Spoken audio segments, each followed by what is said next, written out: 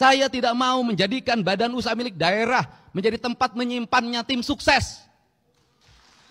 Tidak akan ada di pemerintahan saya. Kenapa? Kalau negeri ini dibagi pada tim sukses, maka negeri ini tidak akan pernah berakhir. Tahun ini, tahun depan lagi ini, kapan kita ini? Dan negeri menjadi negeri balas dendam. Kenapa Tiongkok berhasil? BUMN-nya berhasil membangun infrastruktur.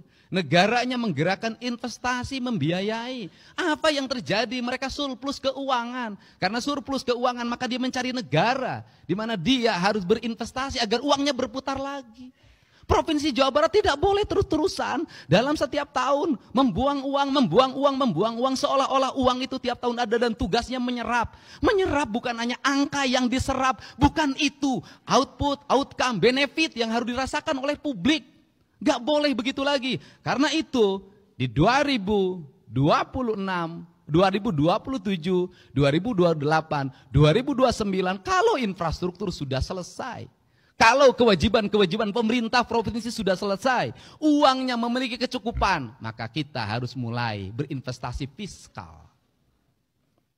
Investasinya tidak boleh lagi dalam BUMD, yang kemudian BUMD itu menahan dividennya dan dikatakan rugi terus dalam setiap tahun.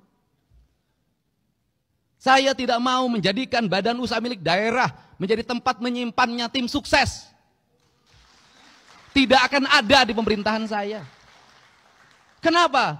Kalau negeri ini dibagi pada tim sukses, maka negeri ini tidak akan pernah berakhir.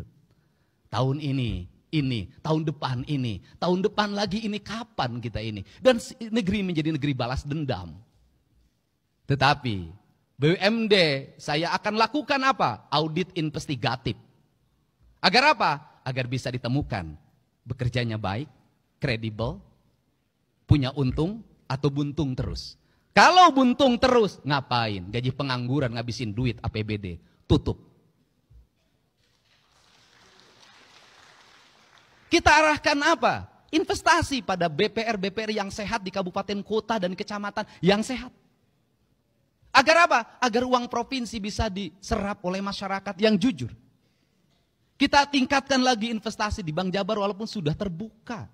Dan Bank Jabar harus mengalami efisiensi. Efisiensi apa? Struktur jabatannya jangan terlalu banyak. Jumlahnya disedikitkan. Untuk apa? Karena Bank Jabar itu nggak usah pakai struktur banyak juga sudah untung. Pelanggannya ASN, anggota DPRD, bupati dan wali kota, termasuk mungkin saya nanti. Nah, kenapa? Kalau seperti itu, maka kalau jumlahnya sedikit, untuk apa? Agar dia dividennya tinggi. Kalau dividennya tinggi, belanjakan untuk kepentingan publik lagi. Kalau kemudian punya CSR, jangan disembunyikan, umumin berapa CSR-nya. Dan saya merencanakan CSR pada tahun 2025 untuk pembangunan sekolah. Satu sekolah dari CSR. Kalau seperti itu nanti anak-anak kita bisa bersekolah. Tidak ribut lagi. Tidak mengalami lagi anak Jawa Barat 350.000 ijazahnya belum ditebus. Negara sudah merdeka, ijazah belum ada di tangan. Wow. Keren. Jawa Barat wajib jadi contoh untuk para pemimpin-pemimpin di daerah lain. Ini luar biasa. Warna Jawa Barat, ya, beberapa tahun ke depan itu ini akan sangat berpengaruh kepada sistem dan perbaikan sistem yang akan dilakukan oleh Kang Deddy Mulyadi. Ini luar biasa.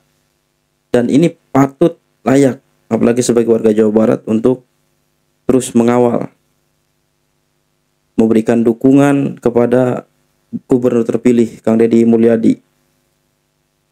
Karena gebrakan-gebrakannya ini luar biasa dan sangat dibutuhkan oleh masyarakat,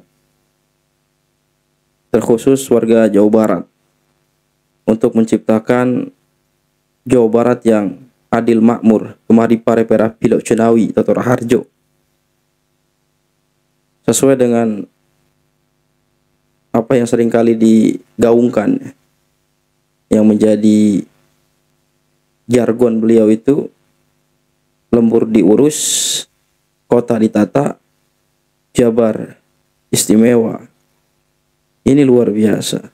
Paling nggak ada 4 poin yang saya catat di sini ya.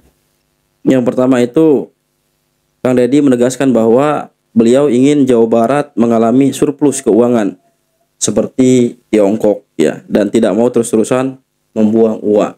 Itu makanya ada efisiensi keuangan, anggaran.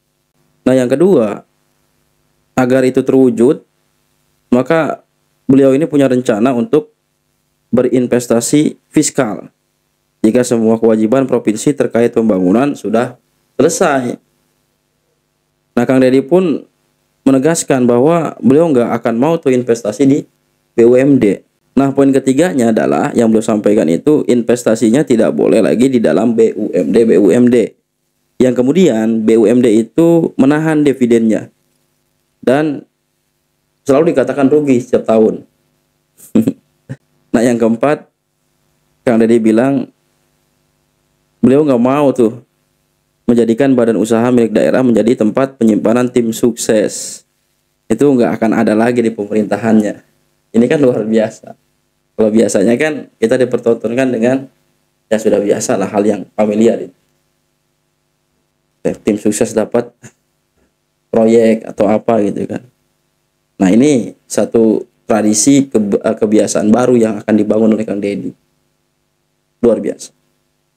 Mudah-mudahan sehat selalu ya. Allah berikan kemampuan untuk